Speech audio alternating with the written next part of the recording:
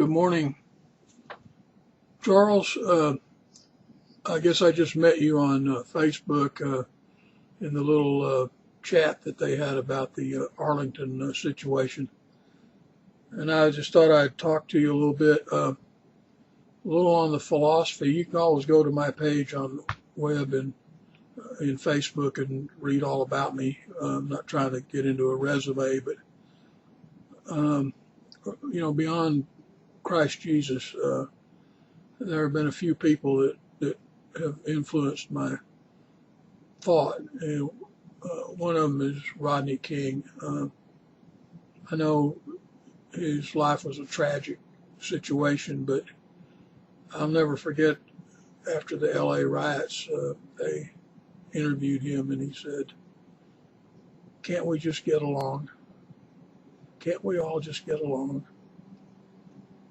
And then I remembered Gandhi that said, "If it's an eye for an eye, the whole world goes blind."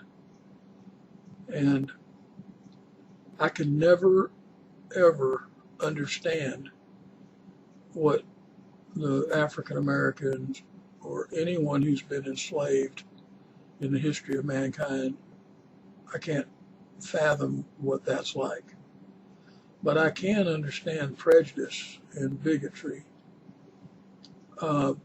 Being obese, you get the stairs, problems when you're trying to be hired because they assume that because you're fat, you're lazy. And, all that garbage. They're happy to see you at the restaurant, but they sit you way in the back, okay? They want your money, and they want to sell the food and make a living, but they're going to put you in the back because you're fat. And, family members and the whole thing. And, I'm not trying to draw the parallel, but I know how it hurts. And if a person can feel just a little bit of that pain that others feel because they've been treated badly due to prejudice or bigotry, then maybe all of us could move on. A little bit on the Arlington history. That's really what I wanted to talk about. I was born in Seattle, Washington. My dad was a graduate of the University of Washington, and he was also a graduate of MIT. And for the first 3 years of my life, we lived in Seattle. Of course, I can't remember anything about being 0 to 3, But when I was 4, we moved to Oklahoma City. My dad got a job with the state government there in Oklahoma City. Also, it was the worst drought in the history of the world, practically. Anyway, the move from Oklahoma to Texas in 1957 is when I really was old enough to start seeing what was going on in the South. By the way, my mother was from Wisconsin. And anyway, so even though Washington State wasn't involved in the Civil War, because it was North, they considered us a bunch of damn Yankees. So we had to kind of deal with that a little bit, although we were, middle class, and a lot of that discussion didn't really come up much. But anyway, there in Arlington, when I was 15 in 1965, I worked for Gammons Enco, which later on became Gammons Exxon, there on East and Abram. And that was the year that the Civil Rights Act passed. But everybody fought it, and so it was like 66 before they actually affected it here in Texas. Now, that job that I had, one of the first things being a 15-year-old is to, wash bathrooms. And we had 3 bathrooms. We had 2 white-only bathrooms, which were tiled. They had ventilation fans, nice porcelain, fixtures, and, cold and hot water, storage, trash cans and all that. But in the back of the station, we had a colored-only bathroom. And if you sat on the toilet, you were practically in the sink at the same time. And it was not tiled. It was just plain concrete floor, cold water only, which means in the winter it was dang near frozen. In the summer it was piping hot, and it was not for genders. It was one size fits all, So, and then outside in the front we had the fountain on the side of the Coke machine, whites only, refrigerated water. And then we had a bubbler over there stuck on the side of the building, and it was colors, and it was just city water, not treated or heated or cooled. It was, cold in the winter or frozen, and we usually shut it off. But, a year later that was all gone.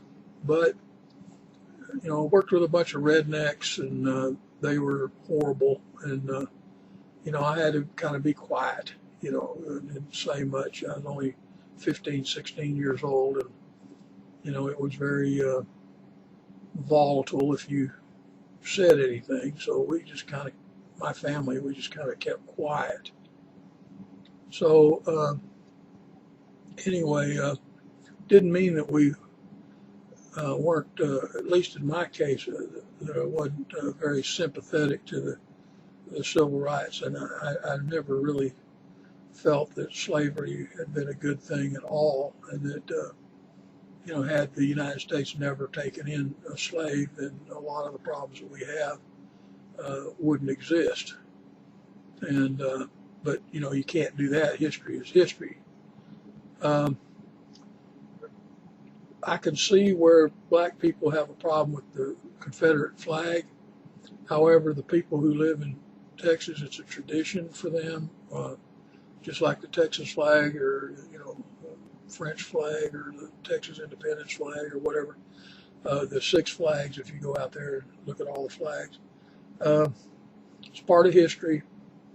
It's funny, when I was a vocational teacher, and you can look on my Facebook and see what the deal is on that. I was a vocational teacher, and the PhD, Dr. Bob C. Roberts, PhD, ED, who was the president of the college I worked at, Renton Technical College in Washington State.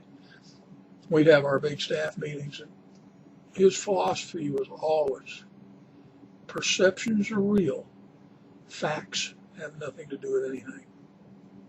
And so when you keep that in mind, and you're thinking about some of the reactions that you had there on Facebook, these people that are upset about that Confederate flag, and you're upset, because, see, your perception of the Confederate flag is it represents slavery, oppression, apartheid, and all the negative things, okay?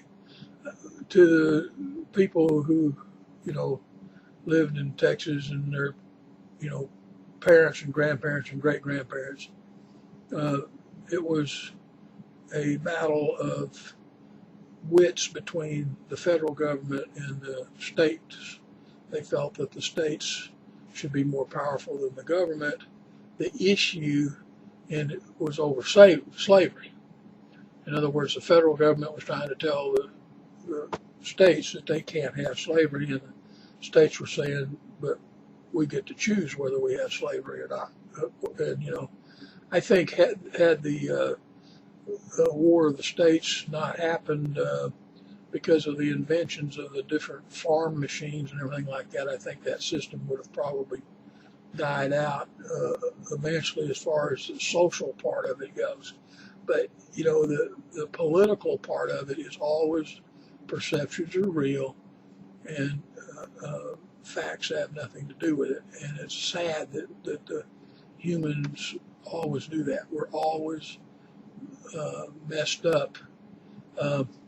One time I know you're a Christian, and there's a lot of talk about hell, about dying and being judged and going to hell and stuff like that. And I often kind of wonder if Earth isn't hell, and I just kind of have a little cartoon type thing in my head where I go, where God's up there and he goes, if you guys can't get along, go to Earth, okay? Because if you look at the history of the Earth, we've been fighting since Adam and Eve. Of course, we know that's an allegory, but it doesn't matter, whether we were kind of like this evolving monkeys on the Space Show 2001: A Space Odyssey. We're always picking up sticks and beating each other over the heads with it, and and we look at the differences and then fight over the differences, and then separate out, and then due to lack of information, perceive a bunch of problems with the other side, and then end up having wars. And of course, then there's the greed thing and the lack. The people that have the lack, they want to fight for getting things, and on and on and on. And so, but as far as Arlington goes, it was really predominantly white, all the way up until I'd say about 1980, and then all of a sudden, because of the incoming from the Rust Belt, a lot of people came down from the north, and of course there's a resentment on the part of the original Arlingtonites, or whatever you want to call it. I live out in Granbury now. I have to tell you, I don't like Arlington anymore. I go up there very occasionally. I got a sister that lives up there, and so I know potentially it's a really good city. I think once the various factions, and I don't know if it's, you could say, okay, there's two things going on in Arlington. You got political factions, or left versus right or whatever, and then you've got, the races, if that's what you want to call it, races, the African Americans, Latinos, probably some Asians, then you got the whites, and it's a lot of fear, and St. Paul speaks about perfect love cast out fear. Well, there's not a lot of love in some of these places, and I fight it myself, Charles. I really do. I fight it. St. John said God is love. If you say, what is God? Well, God is love. Okay, and then his son, when Jesus said, love one another as I have loved you. Well, love your enemy and all that. We're not doing a good job. Gandhi said, I love your Christ, but you Christians have a lot of problems, And so I know we've got, but the nice thing is that we got people like you and me, we can talk. I don't care about making some kind of political deal.